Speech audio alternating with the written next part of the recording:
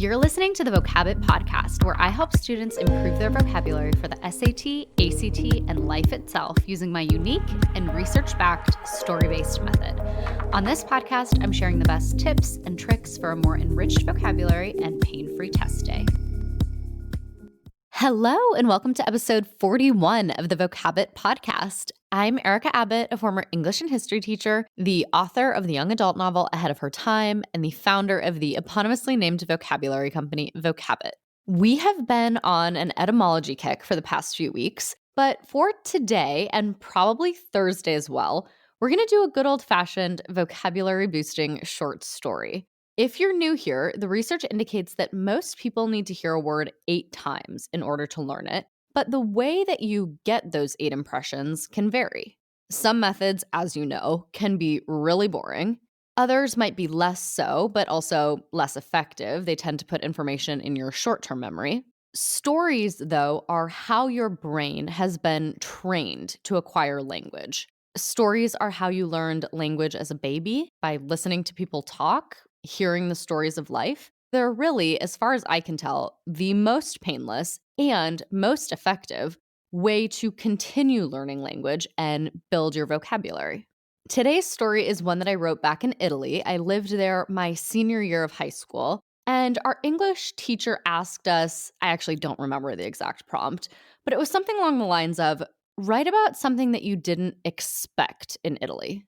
This was very early in the school year. My Italian was still non-existent, and here is what I wrote.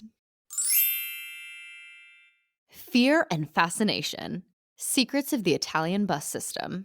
A vocabulary-boosting story by Erica Abbott. A perplexed look steals across my face as I reread my host sister's enigmatic text message. You go towards down, she writes. Cover the reduction and ask for the sacrario. I contemplate where exactly down is. I've been advised to head towards Hades? My feet? How can this possibly get me closer to my elusive bus stop? It is an appropriate beginning to my relationship with the Italian bus system. On the bus, nothing is simple. Strategies must be devised for obtaining seats before glitter-sporting adolescents get them.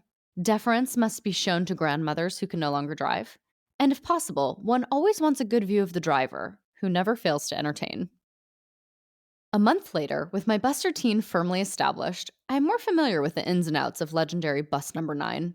If one takes the 7:15 bus, which arrives at its destination at 7:50, having covered a scarce 3 miles, one should expect to be respectfully spooned for at least a quarter of the ride. One can maintain a semblance of personal space until a gaggle of boisterous schoolgoers boards around 7:30. Ranging from 10 to 18 years old, they have no concept of volume and do not realize that their backpacks are an extension of themselves. As a result, it's not unusual to be repeatedly smacked in the stomach, or the face in my vertically challenged case, depending on the age of the inattentive wearer.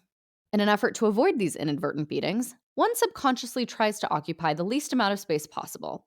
But unfortunately, most Italians only see your void as more space they can occupy. Searching for a seat at this point would be futile, so one must find the least offensive-smelling person for the final component of the drive. If you've managed to avoid full-body contact thus far, it will be impossible to maintain once the whistling bus driver takes a speed bump at a casual 30 miles an hour. Yet we plebs are not the only ones with a lack of personal space. A crowd of fawning females perpetually encircles the emperor of the bus, though at first I do not understand why. In America, the taciturn bus driver would sit on the other side of a bright red line. Riders would be warned with signs and fines not to cross, and few would care to in any case. Yet here, I consistently see made-up and boot-wearing women falling over themselves in an effort to speak with the motorist. I decide to unearth the mystery behind the women's not-so-secret adoration and the driver's easy affability. I begin my study with the drivers themselves, who alternate route to route and bus to bus, leaving me ample opportunity to sample their population. Age is quickly ruled out as a determining factor. The youngest is in his 20s, the oldest in his 60s, yet they all receive the same treatment. Hair color, state of teeth, and chubbiness factor all vary as well. The only theme that remains constant is a carefree approach to life and the road. Light hands turn the steering wheel as the bus comes within inches of nearby cars, pedestrians, bikers. My own knuckles, by contrast, are often white around my pink iPod as I watch the perils of our daily route with a mixture of horror and fascination. I eventually come to realize that Italians do not follow traditional laws of the road. Rather, they put themselves in positions where, if the other car doesn't yield, an accident will inevitably ensue. I always close my eyes at four-way stops. Yet the drivers remain calm and detached, taking risks as if they were driving the bus from a computer screen. I come to realize that this mixture of humor and detachment, combined with the power to control such a monstrous vehicle, is the mysterious charm that enthralls bus riding women. The drivers are the heart and soul of the bus system. These men, who undoubtedly blow dry their hair in the morning, like all good Italians, take risks most 16-year-olds wouldn't dream of, and they do it with ease and skill. They transform the bus from a mundane event into a spectacle, where excitement mingles with fear and fascination. For bored middle-aged women, these men are like gods. I often sit in my coveted bus seat, thanking God I was able to decipher Sabrina's cryptic text. To continue painlessly improving your vocabulary and English skills, be sure to check out the Vocabbett membership at vocabbett.com. You get a wealth of vocabulary boosting material, and I add new material to it twice a week. Thank you so much, and I will see you next week.